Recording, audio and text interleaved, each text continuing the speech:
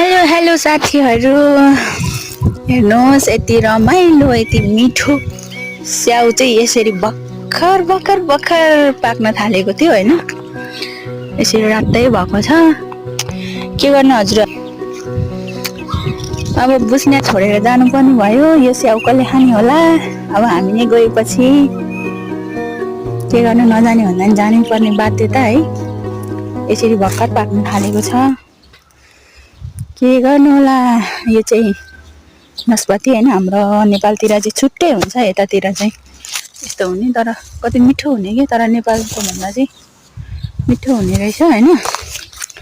यसरी भर्खर पाक्न थालेको छ नास्पाती स्याउ।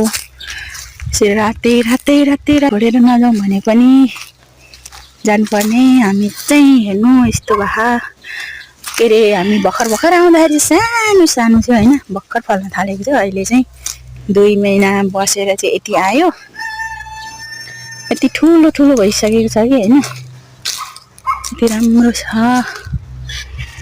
रमाइलो ठाउँमा।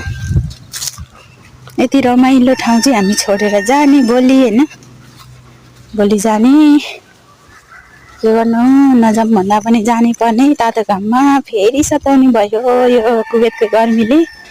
म चाहिँ सेम नेपाल जस्तै छ हैन, गर्मी पनि त्यति छैन, घाम पनि त्यति लाग्दैन, लागे पनि त्यस्तो तातो हुँदैन, गर्मी हुँदैन। यति रमाइलो ठाउँ हामी छोडेर जाने भोलि। यति रमाइलो चाहिँ हेर्नु होला।